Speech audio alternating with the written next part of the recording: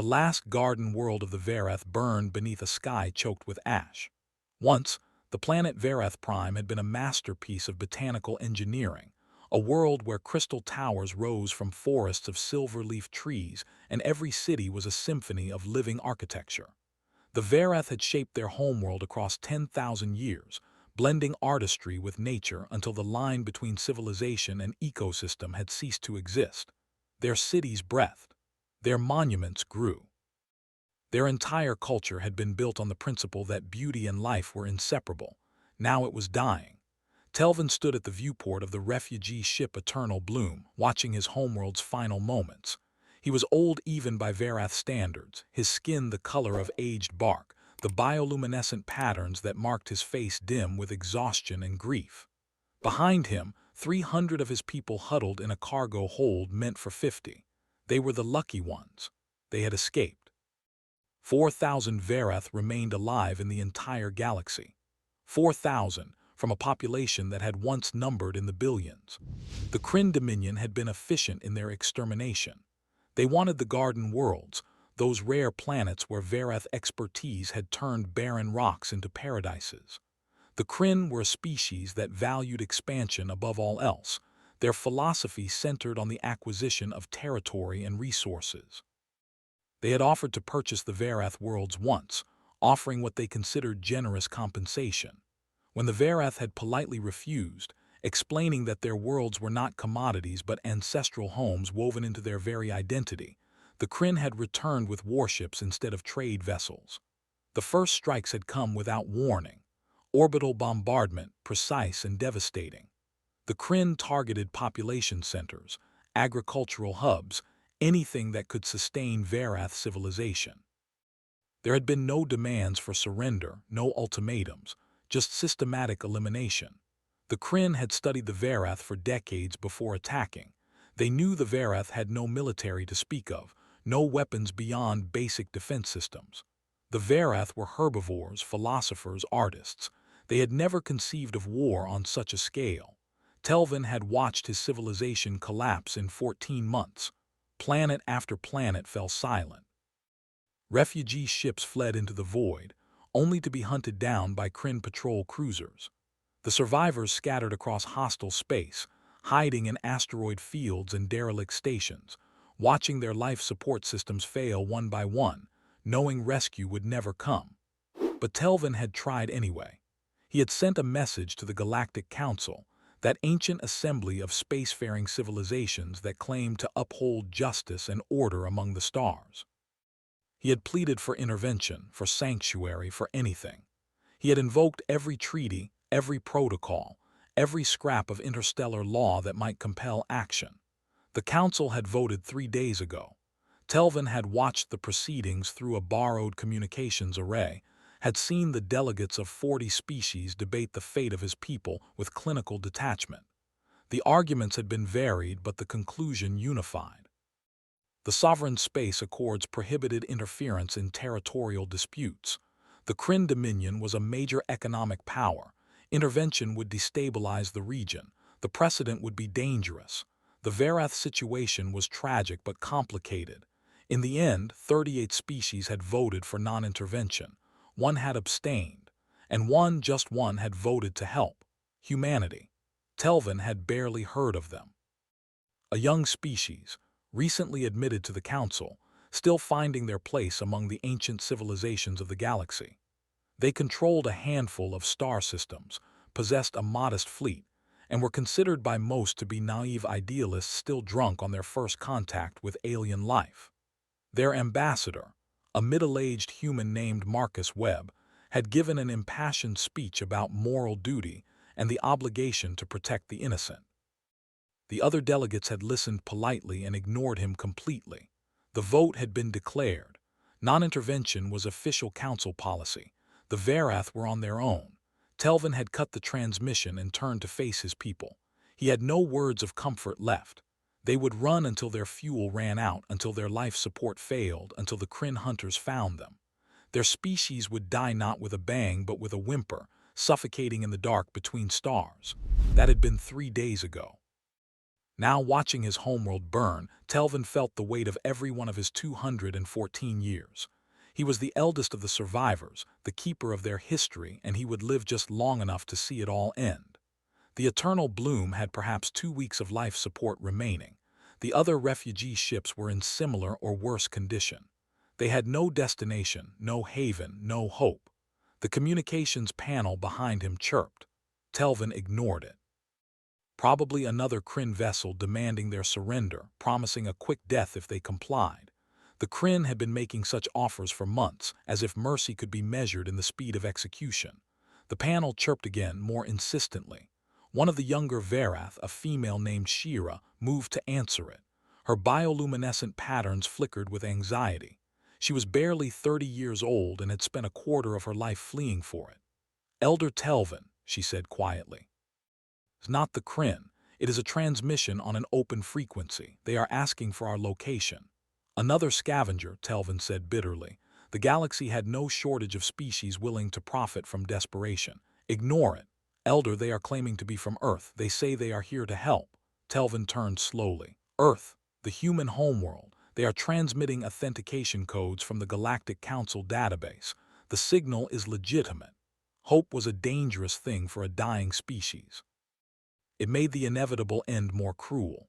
But Telvan found himself moving to the communications panel anyway, found himself accepting the transmission even though he knew it was probably a trick, a trap, or worst of all, a misunderstanding that would lead nowhere. The face that appeared on the screen was undeniably human. Strong features, dark skin, hair cropped short in a military style. The human wore a uniform Telvan did not recognize, dark blue with silver insignia. Behind him, a ship's bridge bustled with activity. "This is Captain David Reeves of the Earth vessel Indomitable Will," the human said. His voice was steady, calm, the voice of someone used to command. "We are receiving your distress beacon. Please transmit your exact coordinates and the status of your fleet. We are here to get you out." Telvan stared at the screen. "Captain Reeves, I do not understand. The Council voted against intervention. Your ambassador was outvoted." "The Council voted," Reeves agreed. "Earth did not. Now, with respect, sir, we are operating on a tight schedule. There are Krynn hunter groups in this sector, and I would prefer to have you loaded and jumping to faster than light travel before they realize we are here. How many ships in your fleet and how many souls aboard?" The word souls struck Telvan as oddly poignant. Not units, not refugees, not population count. Souls. 14 ships, Telvan heard himself say. 4,017 individuals total. "Captain, you need to understand what you are risking. The Krynn will consider this an act of war. The Council will condemn you. There will be consequences." Reeves smiled, and there was something fierce in it. "Let me worry about the consequences. You just worry about getting your people ready to transfer. We have brought enough transport capacity for everyone, and our medical teams are standing by. Some of your ships look like they are running on fumes and prayers." "We are," Shira said, speaking for the first time, her voice cracked with emotion. "We have 2 weeks of life support remaining, maybe less." "Then we got here just in time," Reeves said. "Transmitting rendezvous coordinates now. We will begin transfer operations in 1 hour. Captain Reeves out." The transmission ended. Telvan stood in silence, staring at the blank screen. Around him, the Verath began to stir, whispers spreading through the cargo hold. Could it be real? Had someone actually come? "Elder," Shira said softly. "What do we do?" Telvan thought about his burning homeworld, about the thousands already dead, about the weight of being the last keeper of Verath history. He thought about the Council's cold deliberations and humanity's lone dissenting vote.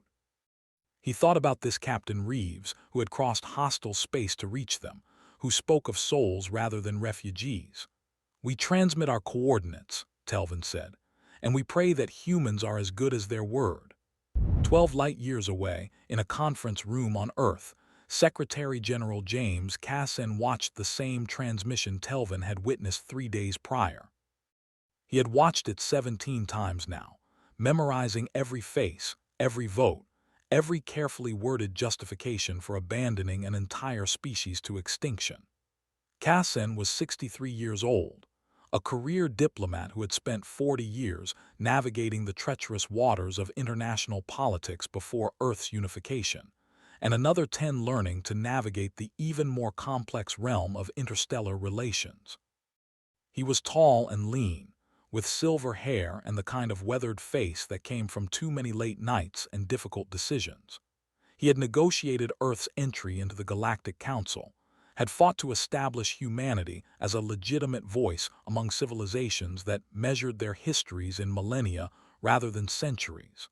He had also been a history professor before entering politics, and he knew exactly what happened when good people did nothing. Ambassador Webb sat across from him, still wearing his council formal attire, looking exhausted and angry. Webb was younger, 45, with the kind of earnest intensity that either burned out quickly or forged itself into something unbreakable. He had delivered the speech advocating for Verath intervention with everything he had, knowing it would fail, doing it anyway because someone had to. They did not even debate it seriously, Webb said quietly. The moment the Krynn indicated they would consider intervention an act of aggression, 30 species fell in line. The others hid behind the sovereign space accords like they were gospel, instead of guidelines written by species who wanted to avoid accountability. The accords serve a purpose, Karrsen said, though his tone suggested he was playing devil's advocate rather than believing it. Without them, larger powers could justify any intervention as humanitarian. The Verath are being systematically exterminated. If that does not qualify as humanitarian crisis, what does? Webb slammed his hand on the table. We have the capability to help. We have ships, we have resources, we have. I know what we have, Karrsen interrupted gently, and I know what it will cost. Webb stopped, reading something in Karrsen's expression. Sir, Karrsen stood and walked to the window. Outside, the lights of Geneva sparkled in the evening darkness. Earth's united government housed in what had once been the home of failed international cooperation. Humanity had learned hard lessons about the price of inaction. 2 world wars, countless regional conflicts, environmental disasters that had nearly destroyed the biosphere. Humanity's own history was written in blood and regret. I have been reviewing our fleet disposition, Karrsen said. We have 27 deep space-capable vessels that could reach Verath space within a week. We have transport capacity for perhaps 5,000 individuals if we retrofit some of our colony ships. We have medical facilities and supplies sufficient to handle mass casualty scenarios. He paused. And we have the political will to do what is necessary. Consequences be damned. Webb stood slowly. You are authorizing a rescue operation. I'm authorizing a gross violation of the Sovereign Space Accords, multiple trade treaties, and probably a dozen interstellar laws I am not even aware of, Karrsen corrected. I am authorizing an action that will likely get us expelled from the Galactic Council, that will damage our relationships with major trading partners, and that could potentially start a war we are not equipped to fight. He turned to face Webb. And I am doing it anyway, because if we do not, we are complicit in genocide. So yes, Ambassador, I'm authorizing a rescue operation. The Council will condemn us. Let them, we are not doing this for the Council's approval. The Krynn will retaliate, probably, but they will have to think carefully about attacking Earth directly. We might be young and naive, but we are not defenseless, and they know it. Webb was quiet for a moment. You understand this could end your career, could end both our careers. Karrsen smiled without humor. I did not take this job to make safe decisions, Marcus. I took it because someone has to make the hard ones. And if humanity's reputation in the galaxy is built on abandoning people to die because it is politically convenient, then we do not deserve a reputation at all. He pressed a button on his desk. Get me Admiral Rodriguez and Captain Reeves. Scramble order Priority Alpha. And Marcus, start drafting our official response to the Council. Something diplomatic but firm. They are going to ask us to reconsider. What should I tell them? Tell them we already considered. Tell them we chose conscience over convenience. And tell them if they have a problem with that, they are welcome to expel us. We will survive. Webb nodded and left to begin drafting. Karrsen remained at the window, looking out at the city lights and thinking about 4,000 people he had never met, would probably never meet, but whose lives had just become Earth's responsibility. It was a strange thing, he reflected, how quickly moral clarity could emerge from political complexity. The council had debated for hours, had weighed 1,000 factors, had ultimately concluded that inaction was the rational choice. Humanity had looked at the same situation and reached a different conclusion in minutes. Perhaps that was the benefit of being new to the galactic community. They had not yet learned how to rationalize looking away. Or perhaps Karrsen thought they had simply learned different lessons from their own bloody history. Never again. How many times had humanity said those words? How many times had they failed to live up to them? Not this time. This time, someone had called for help and humanity was going to answer, even if it cost them everything. The rendezvous in the outer veil took 6 hours. Captain David Reeves stood on the bridge of the Indomitable Will, watching his tactical display as 14 Verath vessels limped toward the human fleet. Some of them were barely holding together, fusion cores running on emergency power, life support systems cycling recycled air for the dozenth time. It was a miracle they had survived this long. Reeves was 51 years old, a career military officer who had commanded ships during Earth's last major conflict in the Titan uprising 15 years prior. He was stocky and broad-shouldered, with brown hair going gray at the temples, and the kind of calm competence that came from decades of keeping crews alive in hostile environments. He had seen combat, had lost people under his command, had learned the hard way that leadership meant making decisions others did not have the stomach for. This was one of those decisions. Status on the Krynn hunter groups, he asked his tactical officer. Lieutenant Park checked her displays. 3 groups in the sector, sir. Nearest is approximately 4 light hours away, moving on a parallel vector. They do not seem to have detected us yet. Let us keep it that way. Helm, bring us to station keeping distance from the Verath fleet. Communications, open a channel to all Verath vessels. The channel opened. Reeves saw 14 view screens appear on his display, each showing a Verath captain or elder. They all looked exhausted, desperate, and deeply suspicious that this was too good to be true. Captains, elders, this is Reeves. Here is how this is going to work. We are going to move through your fleet in sequence, dock with each vessel, and transfer your people to our transports. We have brought medical teams, supplies, and enough life support capacity to keep everyone comfortable during the journey back to human space. The transfer will take approximately 4 hours. I need you all to begin preparing your people for evacuation immediately. One of the Verath, an older male Reeves recognized as Telvan from the initial communication, spoke up. Captain Reeves, our ships contain our entire remaining cultural archive. Genetic samples from our homeworlds, art, history, everything that remains of our civilization. We cannot leave these vessels without preserving that data. Understood, Elder Telvan. We are bringing portable storage systems that can interface with your computers. We will copy everything. Nothing gets left behind. Another Verath captain, younger and more skeptical, asked, and if the Krynn detect us during the transfer? Then my combat ships screen the transports while we finish loading. We do not leave anyone behind, Captain. That is not how we operate. The Verath exchanged glances, their bioluminescent patterns flickering in what Reeves had learned was a form of non-verbal communication. Finally, Telvan spoke for them all. We accept your terms, Captain Reeves, and we thank you. The Council abandoned us, but you came anyway. Why? Reeves had known this question was coming. He had thought about his answer during the week-long journey from Earth. There were complicated geopolitical reasons, philosophical arguments about moral obligations, strategic considerations about humanity's place in the galaxy. But in the end, the real answer was simpler. Because it was the right thing to do, Reeves said. That is all the reason we needed.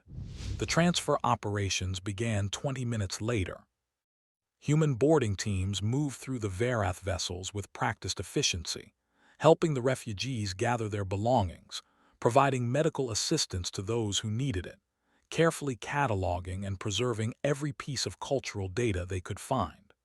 The Verath watched in something like amazement as these strange bipedal aliens treated them not like burdens, but like people worth saving. Reeves moved through the operations with constant vigilance, watching his tactical displays for any sign of Krynn ships, coordinating with his fleet to maximize efficiency. They had 4,000 people to evacuate and maybe 6 hours before their luck ran out. 3 hours into the transfer, luck ran out. "Contact," Lieutenant Park announced sharply. Krynn Hunter Group dropping out of faster-than-light travel bearing 270 Mark 15. 3 vessels, frigate class. "They are hailing us, sir." "Put them through," Reeves ordered calmly, though his heart rate kicked up several notches. The Krynn commander appeared on screen. The Krynn were an imposing species, tall and heavily built, with chitinous exoskeletons and multiple compound eyes. This one wore military insignia that marked him as high-ranking. "Human vessel, you are in violation of Krynn territorial space and are interfering with internal Dominion affairs. Cease your operations immediately and depart, or we will be forced to take action." Reeves met the Krynn's multiple eyes with steady calm. "Commander, we are conducting a humanitarian rescue operation in neutral space. The outer veil is not Krynn territory by any recognized treaty. We will be departing as soon as our operations are complete. The Verath are subjects of an ongoing military action. Interfering with that action is an act of war. The Verath are refugees seeking asylum, which is their right under galactic law.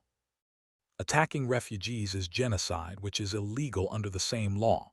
Reeves kept his voice level. "Commander, I do not want to fight, I just want to save some lives. Once we are done here, we will leave and you will never see us again." The Krynn commander's mandibles clicked in what might have been anger or amusement. "And if we insist you leave now, then you will have to come through my fleet to reach the transports. And I promise you, Commander, that will be expensive." Reeves leaned forward slightly. "Your choice. Let us finish our work and we disappear, or start a shooting war with Earth over a few thousand refugees. How do you think your superiors will react to either outcome?" The standoff lasted 30 seconds that felt like 30 years. Then the Krynn commander cut the transmission without another word. His ships held their position but did not advance. "Keep monitoring them," Reeves ordered, "and speed up the transfer. I do not think they are going to wait forever." They finished in 2 hours and 43 minutes. Every Verath, every piece of cultural data, every genetic sample and art piece and historical record was loaded aboard the human transports. The Verath ships, now empty hulls, were set to self-destruct on timers that would trigger after the fleet departed. Telvan was the last to board. He stood at the airlock of the Eternal Bloom, looking back at the ship that had been his home and prison for these last desperate months. Then he stepped across the threshold onto the human transport vessel, and a young human medical officer handed him something warm to drink and asked if he needed anything for pain or anxiety. "I need to speak with Captain Reeves," Telvan said. They brought him to the bridge. Reeves turned from his tactical display and offered a human gesture Telvan had learned meant greeting and respect. "Elder Telvan, everyone is aboard and accounted for. We are preparing to jump to faster-than-light travel." "Captain, those Krynn ships are still out there. They will follow us. They will try, but we have got a head start and we are faster. By the time they report our position and their fleet mobilizes, we will be 3 jumps ahead." Reeves smiled slightly. "Do not worry, we are getting you home safe." "Home," Telvan repeated quietly. "We have no home anymore, Captain. Our worlds are gone." Reeves was quiet for a moment, choosing his words carefully. "Secretary General Karrsen asked me to extend an offer. Earth has several colony worlds in development, places where we are still working on terraforming and ecosystem development. Your people are famous for your botanical expertise. We could use that knowledge, and you need a place to rebuild. If you are interested, we would like to offer you sanctuary, not as refugees but as partners." Telvan felt something he had not felt in months, something that felt dangerously like hope. "You would share your worlds with us." "We would share our future with you," Reeves corrected. "Your species nearly died because the galaxy decided you were not worth saving. Earth disagrees, and we are prepared to put our resources where our convictions are. But the Council will condemn you. The Krynn will retaliate. You are risking so much for strangers." Reeves met his eyes. "You are only strangers until someone takes the time to know you. After that, you are just people who needed help. And where we come from, you do not let people die because helping them is inconvenient." Telvan's bioluminescent patterns flickered with emotion he could not put into words. "I accept, Captain. On behalf of my people, I accept your offer, and I swear to you we will remember this. The Verath will remember that when we cried out, only Earth answered." "Just remember that the galaxy has room for everyone," Reeves said. "Now strap in, Elder. It is going to be a long trip home." The human fleet jumped to faster than light travel 17 minutes later. Behind them, the empty Verath ships detonated one by one, erasing the last traces of their passage. The Krynn hunters moved to investigate, but by then the human ships were gone, lost in the vast darkness between stars. The journey back to human space took 11 days. During that time, the storm Karrsen had predicted began to break over Earth's diplomatic core with all the fury of a Category 5 hurricane. The Galactic Council convened an emergency session within hours of learning about humanity's rescue operation. Ambassador Webb stood before the assembled delegates, knowing his career was likely over, but finding he did not particularly care. The chamber was an impressive space, designed to accommodate dozens of species with wildly different environmental needs. It was ancient, built by civilizations that had achieved spaceflight when humanity was still figuring out agriculture. The weight of that history hung heavy in the recycled air. The Krynn delegate spoke first, his translated voice crackling with fury. "The humans have committed an act of war against the Dominion. They entered our territorial space, interfered with internal affairs, and stole property legally claimed by conquest. We demand they return the Verath immediately and submit to arbitration, or face the consequences." Webb remained calm. "The Outer Veil is neutral space by the Treaty of Ashken Prime, which the Dominion itself ratified. Earth interfered with nothing except genocide, which violates 17 different Council protocols. As for returning the Verath, that is impossible. They have been granted asylum under Earth law, and we do not extradite refugees to face extermination." A Trellan delegate, one of the species that had voted for non-intervention, spoke up. Her translated voice carried tones of concern. "Ambassador Webb, we understand your species is young and perhaps unfamiliar with the complexities of interstellar politics, but your actions have violated the Sovereign Space Accords. You cannot simply intervene in disputes whenever your emotions dictate." "With respect, Delegate Suron, this was not a dispute. It was systematic extermination of a sentient species. And yes, we can intervene when we witness genocide. In fact, we are morally obligated to." "By whose moral authority?" demanded the Helkin delegate. "The Council voted for non-intervention. You were outvoted. The democratic process was followed." Webb felt his patience beginning to fray. Democracy does not sanctify inaction in the face of atrocity. If 40 species vote to watch a genocide happen, that does not make the genocide acceptable. It makes all 40 species complicit. The chamber erupted in indignation. Multiple delegates began speaking at once, their translated voices overlapping in a cacophony of outrage. The council moderator, an ancient being of the Thenn Concordat, called for order. "Ambassador Webb," the moderator said once silence had been restored, "your accusations are inflammatory and inappropriate. The council takes its responsibilities seriously. We voted for non-intervention based on careful analysis of the situation, consideration of precedent, and respect for sovereign boundaries. Your species' unilateral action undermines the entire framework that maintains peace in this galaxy." "Then perhaps that framework needs to be re-examined," Webb said quietly. "Because from where I am standing, it looks like a system designed to let powerful species do whatever they want while everyone else watches and claims their hands are tied." "How dare you? The Verath sent you a desperate plea for help," Webb continued, his voice rising. "They showed you the evidence of their extermination. They invoked every law, every treaty, every scrap of moral authority the Council claims to represent. And you debated for 3 hours and voted to let them die. You know what Earth debated for? 20 minutes. That is how long it took us to decide that saving lives was more important than political convenience." "Earth is young and inexperienced," another delegate interjected. "You do not understand the complexities." "I understand that 4,000 people would be dead if we shared your understanding," Webb shot back.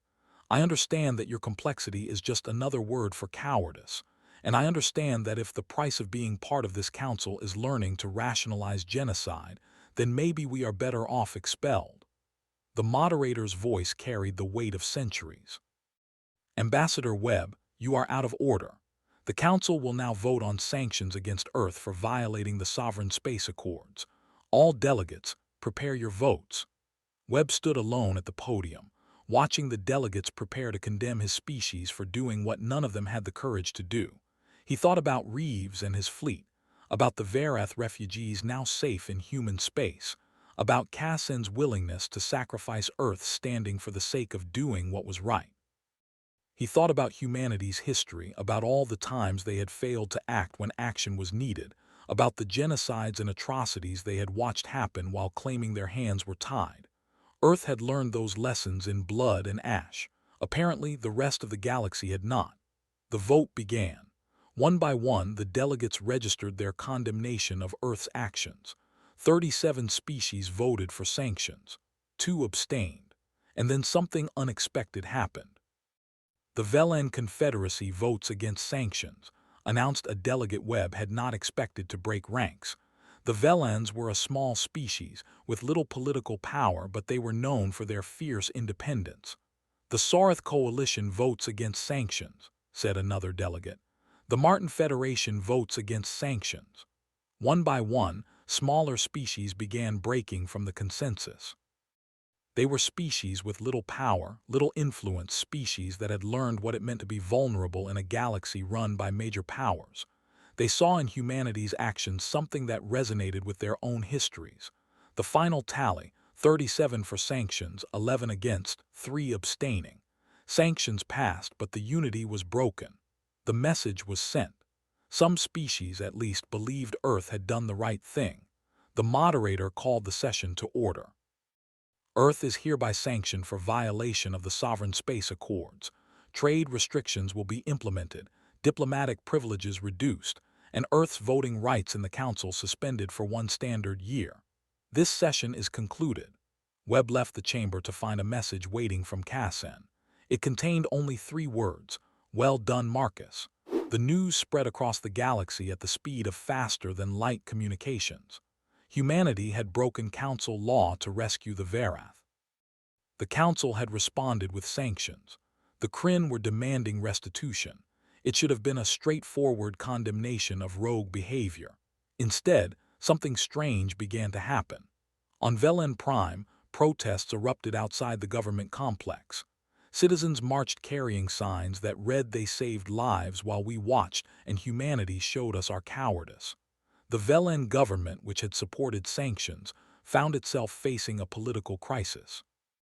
On Martin 6, the largest civilian station in Martin space, dockworkers refused to enforce the trade sanctions against human vessels. "We are not punishing people for saving lives," their union representative announced. Across dozens of worlds, billions of individuals watched the footage that had leaked from the rescue operation. They saw human crew members treating Verath refugees with gentleness and respect. They saw Captain Reeves standing down Krynn warships to protect people he had never met. They saw a species that had joined the galactic community barely 50 years ago, teaching the older civilizations a lesson about moral courage. The political impact was seismic. Governments that had voted for sanctions found themselves facing angry populations. The Council's carefully maintained consensus began to fracture along lines no one had predicted. And through it all, Earth remained quietly defiant. Karrsen gave no apologies, made no excuses, offered no concessions. When pressed by diplomatic channels to explain humanity's actions, his response was always the same: "We did what needed to be done. We would do it again." The Krynn Dominion, watching the shifting political landscape, made a careful calculation. They had wanted the Verath's garden worlds, and they had them. The Verath themselves were now scattered in human space, no longer a threat or obstacle. Pressing the issue further would only generate more sympathy for Earth and more criticism of Krynn methods. They quietly announced they would not pursue further action against the Verath refugees, claiming the matter was closed. It was as close to an admission of defeat as the Dominion was capable of making. 6 weeks after the rescue, the Galactic Council reconvened for a regular session. The atmosphere was tense, charged with unspoken conflicts and shifting alliances. Ambassador Webb took his seat in Earth's designated area, noting the empty chairs around him. Sanctions meant isolation, at least officially. The session began with routine business, trade agreements and territorial disputes, and the mundane machinery of interstellar governance. Then the moderator announced an unexpected item on the agenda. The Thenn Collective has requested permission to address the Council regarding the Verath situation. Webb sat up straighter. The Thenn were one of the oldest species in the Council, ancient even by galactic standards. They rarely spoke, preferring to observe and vote with silent wisdom. When they did speak, everyone listened. The Thenn delegate rose slowly. She was ancient, her crystalline form showing the fractures and repairs of millennia. Her translated voice was soft but carried absolute clarity. "I have served on this council for 400 of your standard years," she began. "I have watched civilizations rise and fall. I have seen peace negotiated and wars declared. I have witnessed the best and worst that sentient species can offer." She paused, her crystalline structure refracting light in complex patterns. "I have also watched us become cowards." The chamber fell absolutely silent. The Verath situation was not complex. It was genocide. We knew it was genocide. We possessed the evidence, the capability to intervene, and the moral obligation to act. We chose not to, hiding behind protocols designed to excuse inaction rather than encourage justice. She turned slowly, her gaze sweeping the assembly. And then humanity, the youngest and supposedly most naive species in this chamber, did what we would not. They acted. They saved lives. They risked their political standing and economic security to do what was right. "The Thenn voted for non-intervention," someone pointed out quietly. "We did," the Thenn delegate agreed. "And we were wrong." "I was wrong. We prioritized stability over justice, political convenience over moral duty. We told ourselves the situation was complicated when in truth, it was devastatingly simple. People were dying and we had the power to save them. Humanity understood that. Why did we not?" The Krynn delegate attempted to interject, but the Thenn continued without acknowledging him. "I propose that this council formally recognize the Verath as a protected species under our jurisdiction.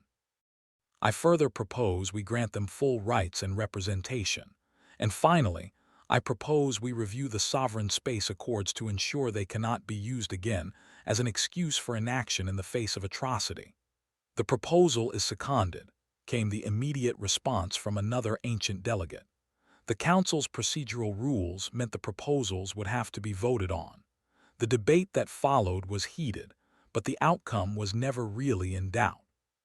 The public pressure, the shifting political landscape, and the moral weight of the Thenn's words combined to create an irresistible momentum. When the votes were tallied, all three proposals passed by significant margins. The Verath, 4,000 survivors of a near extinction, were granted council recognition and protection. It was too late to save their worlds, but it ensured they would have a voice in the galaxy's future.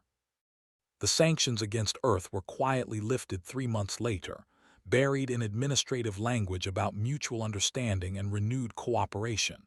No one explicitly admitted they had been wrong, but the message was clear enough. Earth's reputation, far from being damaged, had fundamentally transformed. They were no longer the naive newcomers, the species that needed guidance from their elders. They were the conscience that had shown the galaxy what it had become and what it could be again. On the colony world designated New Eden, 18 months after the rescue, Telvan walked through gardens that had not existed a year ago. The Verath had taken to their new home with the same passionate dedication they had brought to their lost worlds. Already, silverleaf trees rose from carefully tended soil, their branches reaching toward an alien sun that was learning to feel like home. 4,000 had become 4,200. The first generation of Verath born free from the shadow of extinction. Small, fragile shoots of hope taking root in foreign soil. Telvan was older now, feeling every one of his 216 years, but his bioluminescent patterns glowed brighter than they had in the dark days of fleeing through space. He carried a small package under one arm, wrapped in cloth woven from fibers the Verath had brought with them from their last refugee ship. It was one of the few physical artifacts that had survived the Exodus. Secretary General Karrsen met him at the human settlement on the other side of the valley. The man had aged too, Telvan thought. The silver hair had more white in it now. The lines around his eyes had deepened. The cost of leadership written on human features the same way it was written on Verath patterns. Elder Telvan, Karrsen said, offering the human gesture of greeting that Telvan had learned meant respect between equals. Your message said you had something important to discuss. I do, Telvan said. But first I have something to give you. He unwrapped the package carefully. Inside was a crystal sphere, no larger than a human fist, that seemed to capture and refract light in impossible ways. It pulsed gently with its own internal luminescence, colors shifting through spectrums that human eyes could barely perceive. This is a memory stone, Telvan explained. It is one of the oldest artifacts of my people. It was carried by my ancestors for 3,000 years, passed from keeper to keeper, recording the most significant moments of our history. He held it out to Karrsen. I am giving it to you. Karrsen hesitated. Elder, I cannot accept something so precious. This belongs to your people. It does, Telvan agreed. Which is why I am giving it to you. You are part of our people now, James Karrsen. You and every human who chose to act when the galaxy chose to watch. Your Captain Reeves, who stood between us and annihilation. Your Ambassador Webb, who spoke for us when we had no voice. The young medical officer who gave me something warm to drink and asked if I needed anything for pain or anxiety. His patterns flickered with deep emotion. You saved us, not because there was profit in it, not because we could offer you anything in return, but because you looked at strangers dying in the dark and said someone has to help. He pressed the memory stone into Karrsen's hands. I have added the story of our rescue to this stone. Future generations of Verath will know what humanity did when the rest of the galaxy turned away. And they will know that there are species in this universe who value life over law, conscience over convenience, doing what is right over doing what is easy. Karrsen held the stone carefully, feeling its warmth against his palms. We did what anyone should have done. But they did not, Telvan said quietly. That is the point. They did not and you did. That matters. It will always matter. They stood together in silence for a moment, two old males from different worlds, watching Verath children play in gardens that should not exist, on a world that had become sanctuary when all sanctuary had been denied. The Council wants to meet with you, Karrsen said finally. They want to discuss what they are calling the new principles. Guidelines for humanitarian intervention that balance sovereignty with moral obligation. Will you attend? Yes. Ambassador Webb is drafting our position now. We want to make sure the new protocols have teeth, that they cannot be ignored the next time a species faces what yours did. The next time, Telvan repeated. You think there will be a next time? The galaxy is a big place, Karrsen said. And history suggests that people who have power will abuse it, and people who are vulnerable will need help. We cannot save everyone, but we can try to build a system that makes it harder to look away. Telvan's patterns shifted to something that might have been approval or sadness or both. You have learned the lesson that cost my people everything. That neutrality in the face of oppression is not neutrality at all. It is complicity dressed in prettier words. We learned it from our own history, Karrsen admitted. We just had to remember it when it mattered. Far above them, in orbit around New Eden, human and Verath ships moved in coordinated patterns. The joint fleet that had been established to protect the colony from any potential Krynn retaliation that never came. The Dominion had made its calculations and decided that 4,000 refugees were not worth the political cost of attacking Earth's newest allies. In the council chambers, debates continued about the Verath situation and its implications. Some species argued that humanity had set a dangerous precedent, that every conflict would now invite intervention justified as humanitarian. Others pointed to the Verath gardens growing on New Eden and asked what price was too high to pay for those lives. The Thenn collective, having broken their customary silence, continued to speak. They pushed for reforms, for accountability, for a system that valued life over political convenience. They had seen what the young species had shown them, and they refused to forget. Ambassador Webb found himself with unexpected allies. The smaller species that had voted against sanctions formed a loose coalition, advocating for changes that would make the Council more responsive to humanitarian crises. They called themselves the Conscience Bloc, a name that made Webb smile every time he heard it. The Krynn Dominion grew quieter in Council proceedings. They had gotten what they wanted, the Verath worlds emptied and ready for colonization, but they had paid for it in reputation. Trade agreements were harder to negotiate. Other species watched them with new wariness. They had won their victory and found it hollow. And Earth, the young species that had barely understood galactic politics, had become something unexpected. Not a military power, though their fleet had proven capable. Not an economic juggernaut, though their industries were growing. But a moral force, a species that other civilizations looked to when questions of right and wrong needed answering. It was not the role Karrsen had imagined when he had authorized the rescue operation, but it was the role humanity seemed determined to fill. In the gardens of New Eden, Telvan placed his hand against one of the silver-leaf trees his people had managed to grow from the genetic samples they had saved. It was young, barely 3 meters tall, but it was alive and growing. In a few decades, it would tower over the valley. In a few centuries, forests of them would cover the hillsides. The Verath would endure. They would rebuild. They would remember. And they would teach their children about the day humanity came when no one else would, about the humans who broke every law to save strangers, about the species that chose conscience over convenience and proved that sometimes the right thing to do was simply to act. The galaxy would remember too. For better or worse, the Verath rescue had changed the calculations that civilizations made when faced with atrocity. It was no longer enough to hide behind protocols and claim your hands were tied. Earth had shown there was always a choice, and choosing to help, even at great cost, was the choice that defined not just a species but their place in the community of sentient beings. Telvan looked up at the sky, where human ships stood watch, where somewhere beyond the stars the Council still debated the implications of what had happened. He thought about the 14 refugee ships fleeing through darkness, about the moment Captain Reeves's face had appeared on their screen, about the impossible hope that someone had actually come. "Thank you," he whispered to the alien sky.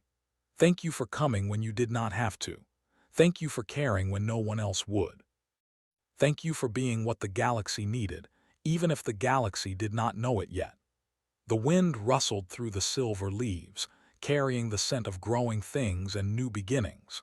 In the distance, Verath and human children played together, learning each other's languages, building friendships that would shape both species for generations to come. The galaxy had abandoned them to die. But Earth had chosen to remember what the rest had forgotten, that every life mattered, that every species deserved a chance to survive, that sometimes breaking the rules was the only way to honor the principles those rules were supposed to represent. And in the end, that choice had made all the difference.